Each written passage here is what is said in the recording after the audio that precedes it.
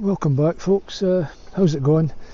A wee topic today that I'd like to sort of get through to some of yous that I think we all do it from time to time, and that's get set into a routine. And I know things like that stem from past habits and things like that, but we all get into this routine, and it's very hard to break it. And I've talked to so many people about it, people who have been in hospital, and when they were in there they says to me, I want to change, I want to be healthy again, and when I get out of hospital I'm going to get on my bike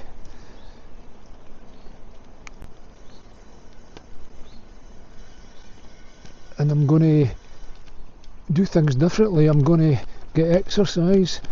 I'm not going to sit about eating biscuits. I'm not going to sit about for long periods watching the telly. But you know what happens, folks, every time after a few weeks, when you feel better and you're back home, you get back in the old routine again. And we've got to accept that as we get older we've got to change, because if you're a man, for instance, if you sit about for too long in the one spot without moving, it's going to affect your prostrate, without a doubt. It's definitely going to do that. And a lot of times we can't even be bothered to get up to go to the toilet and pee, so we hold it in, opening this wee gate here,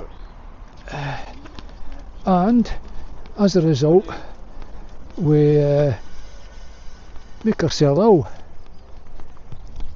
And it's a common problem. Whether you're a man or a woman, it doesn't matter. Well, it does matter if you're a man, because if you've got a prostrate and you're going to damage it by doing the things you do, then you're going to have a wee problem in life. And a lot of people have got regrets about that, including myself. But if you're a woman and you just sit about sort of just watching daytime TV, etc., and you're over 50s and you've raised your family, all that sort of thing, and you've become lazy, and now you thought, right, it's me time, so I'm going to sit and enjoy myself with a wee box of chocolates in front of the TV. Now that's alright, but if you do it all the time, like I've seen so many, you're going to gain weight, you're going to become very unfit, it's going to affect your heart, and it's going to affect your muscles and lots of other parts of your body. You've just got to move a wee bit, every 30 minutes or even every 20 minutes. Get moving, move your feet, move your hands, move your arms, get up, walk about, and you feel a lot better, folks. Now, the past is something that's gone, and where we regret it or we don't regret it, there's nothing we can do about it. It's gone. But when you wake up in a new morning, it's a time for a new challenge. We've got to put the past behind us, and if you want to have a future at all, then you've got to make the most of your situation, folks. And it's hard to change. I know, I find it hard to change. There's lots of times I just want to just be part of my old routine, no matter what. But I've had a few scares in life when it comes to my health, and I think that's what's motivated me more than anything. And as I say, if I hadn't changed, like I used to smoke about 40 fags a day, things like that, and if I hadn't stopped that in my 50s, I wouldn't be alive today. It's as simple as that. My wife said to me,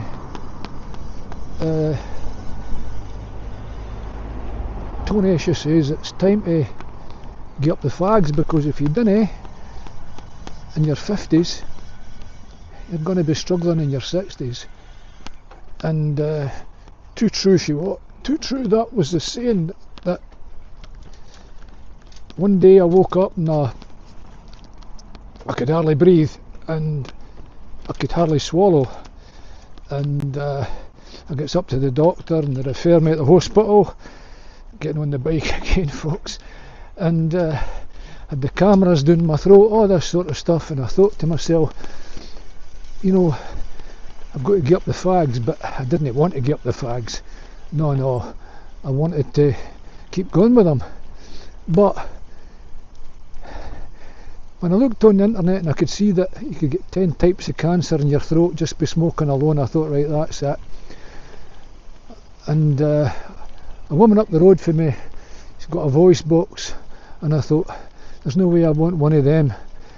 One of my friends got a voice box as well, a big one, because he smoked a lot and the cancer got to his mouth first, and then it spread to his throat, and it spread to his brain, and eventually it's the most harrowing thing I'd ever seen. You know, he obviously died in the end, but what a suffering he had for more than 8 or 9 months of his life before he died. And I thought, right, that's it, no more. If I don't have cancer here, if the doctor says I've no got cancer, I'm never going to smoke again. I haven't touched a fag since, folks, you know. But it takes willpower, but not as much as you think. It's not the end of the world, you know.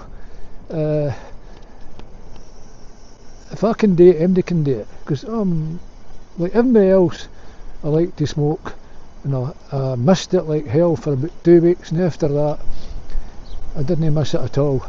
And now I've become an anti-smoker, because if I see somebody smoking in front of me, I can't even stand the smell, and I didn't want to inhale their smoke.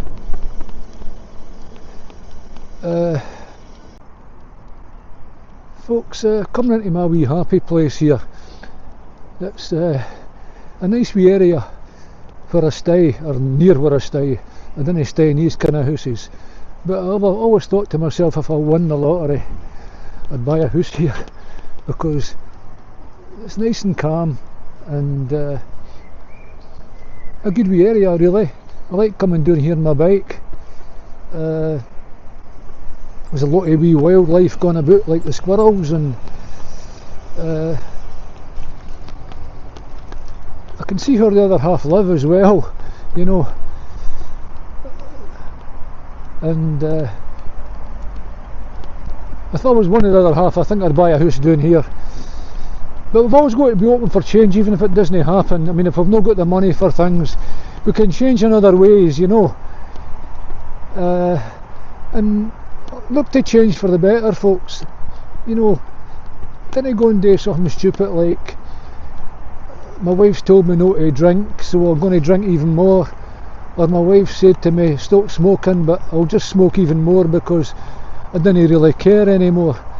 It's not the attitude, folks, and I mean, you've got to screw the nut. It's just going to damage yourself, and I can assure you at the end it'll be a terrible way to go if you are sitting with a wee voice box or a big voice box in your throat, and you'd say, I wish I'd listened to my wife, or I wish I'd just no smoked at all, or I wish I hadn't drunk all that beer and damaged myself.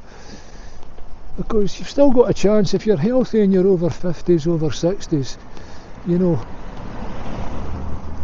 I know I rabbit on about it sometimes, but I can assure you, when that wee fright comes along, and if it turns out to be justified and you turn out with a big C or whatever, you've got a lot of suffering ahead of you, and you can avoid it. Most of the illnesses in life, we can avoid them, and it's all part and parcel to our lifestyle. So folks, that's all I want to say today. I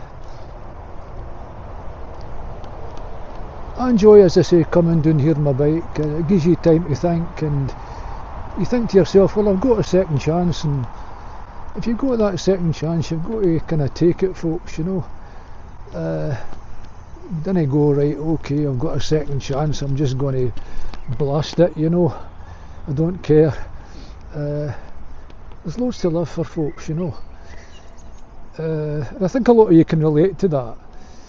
And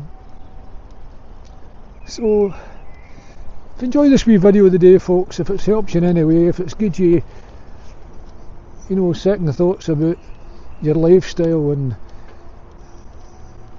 how easy it is to just, you know, turn it around if you try hard, you know.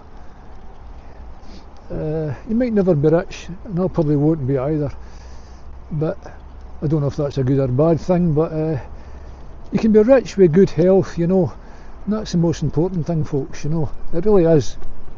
Trust me. And we'll see you in the next video, hopefully. See you, take care. And bye-bye for now, folks.